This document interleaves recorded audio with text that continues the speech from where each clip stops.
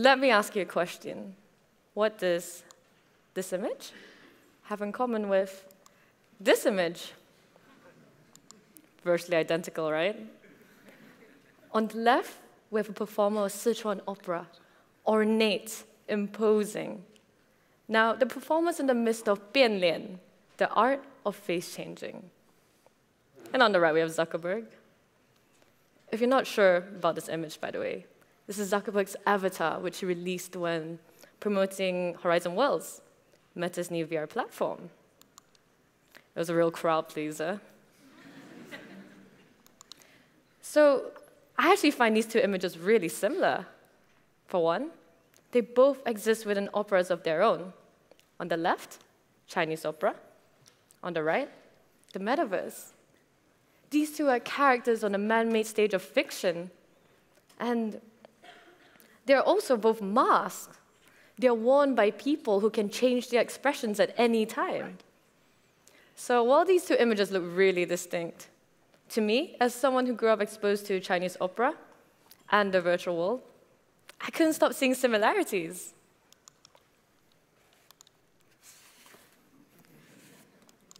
Okay. So I grew up in Malaysia, and I went to Chinese school. Great image. So when I was a young girl, I distinctly remember seeing a girl perform bianlian, the art of face changing. Bianlian is an ancient Chinese dramatic art form that's been passed down through generations. Bian means change. Lian means face. So the performer changes their mask with a quick sweep of a hand, or a quick turn of the head, and it's a performance full of suspense, intrigue, and mystique. Now, no one really knows how they do it. It's a highly guarded art form, and traditionally, women weren't even allowed to learn it in fears of leaking the secrets after getting married. So when I saw this young girl perform it so beautifully, I was taken away, and my love for this art stuck with me ever since. So that's not all I remember from primary school. I also remember our generation's most revered form of communication.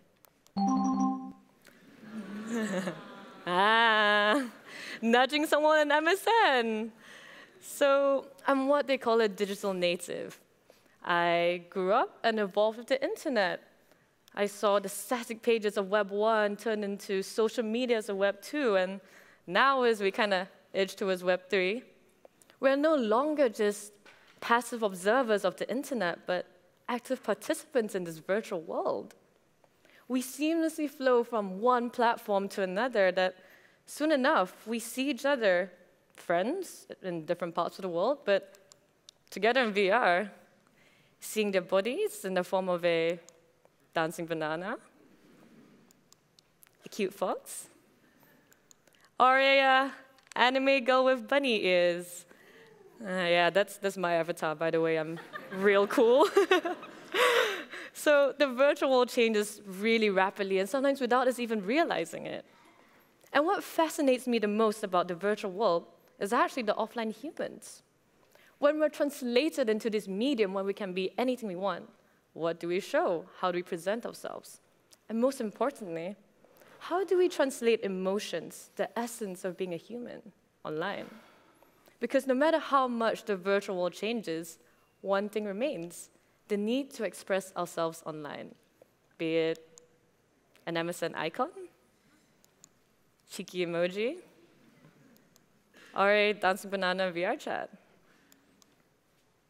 Throughout the history of the internet, digital personalities weren't just graphical forms. There were many ways that people represented themselves, for example, in chat rooms. And one notorious entity of the early 2000s was Natoshka Nezvanova. Now, Natoshka was known as the most feared woman on the internet, but no one even knew her real identity. Every time she turned up for an interview, a different person appeared. And her pseudonym, Natoshka Nezvanova, means nameless nobody, named after the title character of an unfinished Dostoevsky novel. So she would always create these experimental audiovisual softwares But every time someone criticized her, she would aggressively mail bomb them. And always in a really Natoshka-like manner. They were like concrete poetry, but in ASCII form. How are you doing? So this is one of the earliest examples of anonymity on the internet. So since the early days, the virtual world was already a performance art space. So now moving on, online representations have evolved into virtual avatars. This right here is one of my favorite Twitch streamers, CodeMiko. Now, CodeMiko is a virtual avatar, and she refers to a human creator as the technician. So the technician wears a mocap suit that translates her expressions and her movements online to this avatar. So as she moves, the avatar moves as well. And Miko is extremely charming and funny to the extent that we empathize with this avatar more than the human herself. And this makes us question, why? And all these personalities reminds me again of how the virtual world is an opera, and all of these personalities are just the actors within. As an artist and designer, I believe we can begin to shape our now with one simple step, just imagining. There are many ways to describe these kind of design practices. You call it speculative design, design fiction, critical design. So I'm not really too fussed about all these academic terms, but what I'm really interested in is that these are tools and methods that look towards possible futures by holding out a mirror to our present. They are tools of provocation that allows us to reassess our emerging realities and current ones. And one emerging reality I've been really interested in is our online self being inseparable from our offline self. The world has been radically remade by technology, and with it, our sense of self. Instead of seeing our online and offline identities as two separate entities, we now live between these mirrored spaces. So, thinking about all these personalities reminded me once again of Bianlian, the art of face changing. The quick change of the mask represents a shift in moods, while each different face represents a different emotion. This parallels our online behaviors. We can wear many faces online and change them at any moment. Oscar Wilde once said, "Man is least himself when he talks in his own person. Give him a mask, and he'll tell you the truth." No, I'm not going to pretend like I read Oscar Wilde. But he really brings up a good point. How often do what we represent online reflect how we feel offline? And does this virtual mask allow us to speak the truth, or rather, to conceal it? So to explore this, I created Lian, an experimental mask that explores the relationship between our online manifestations and our offline selves. Lian reflects how we express ourselves in this digital age. It responds to our real-time online emotions. So sentiment analysis, a form of artificial intelligence, is performed on your online interactions to determine the emotions and its sentiment.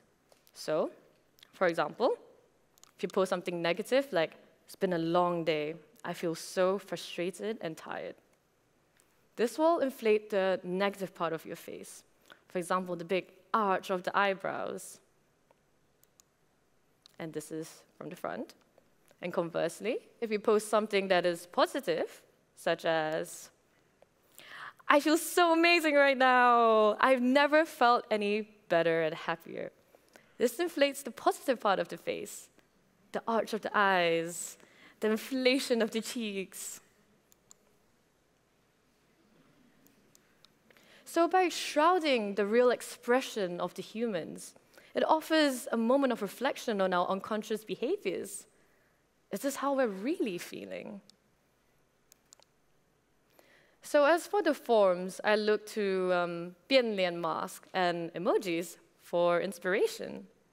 By looking towards Chinese dramatic art forms as a source of inspiration, it challenges our normative standards of what emotions can look like. Lian merges this visual language of emojis with the Chinese way of knowing, frustration through the crease of the eyebrows, dramatic eye sockets to represent a character's motives, and joy through the inflation of the cheeks. So merging this ancient art form with an emerging digital expression, it explores how we can translate these age-old emotions online. Okay, so you might be wondering, okay, so what? What is the point in all of this? And here are some of my favorite reactions to my work. When there's too much snot in your face mask. A little creepy. I think everyone else's emotion seeing someone with this mask would be WTF. And there are a lot of whys, like, why would anyone want to wear this? What is going on? What the fuck? And a lot of visceral emotions as well. Disgusting. What a nightmare. Stupidity. And all I gotta say is, yeah, I love it. This is great. In the realm of speculation, provocation is often used as a tool to jolt users out of their daily lives to reflect on alternative realities. So the fact that my work provoked an emotional response meant people were mentally engaged, and to me, that's a success. So now this comment really stood out to me. University forces students to be innovative to the extent that they come up with complete nonsense like this in desperation. Not useful. Well, Tobias D88, thank you so much for this, because I can now use it in my TEDx talk. Why don't I just make a table? A table is great. It is sturdy, it can hold things. It's very obviously useful. But then, what is utility? Why do we need design that is so weird, that is speculative, that's fiction? Well, I think it's because it inspires debate. You can already see here with Alfie Knight saying, maybe it's art. So the designer is challenging preconceptions. The designer's not offering solutions, but offering great questions. And often, great questions are just as important as great solutions, because it forces us to think. In a time where the metaverse is creeping into our realities, cultures are being redefined and our faces are shrouded by physical face masks and virtual avatars. Work that is born out of speculation like Lian offers us a moment of reflection on our relationships with these technology. Lian doesn't act as a criticism. Rather, it's a manifestation and inquiry into these online relationships. Today, we already see virtual personas forming throughout our social media. We see them on our LinkedIn pages, our Instagram feeds, our Hinge profiles, and they're only going to get more and more prominent. Speculation gives us the power to drive technology, instead of the other way around. It forces audiences to confront their behaviors. Science fiction is an example of speculative thinking. Films like Blade Runner and The Matrix, they brought up our fears of AI sentience and economic disparity caused by rapid technological advancements. Meanwhile, Star Trek inspired mobile phones and scientists to join NASA and explore space. So by bringing these speculations into the public consciousness using art and design, we can now think critically together. And that's how we can begin to shape the future that we want and avoid those that we wish to not have. The future is getting increasingly hybrid. There'll be less and less distinction between what's real, what's physical, and what's digital. So speculation is a tool that can help us navigate these new realities. So today, I urge you, look at your phones. Look at your online personalities, your virtual avatars, your relationships with them. And ask yourself, which self, the virtual or the physical one, is a mask? Thank you.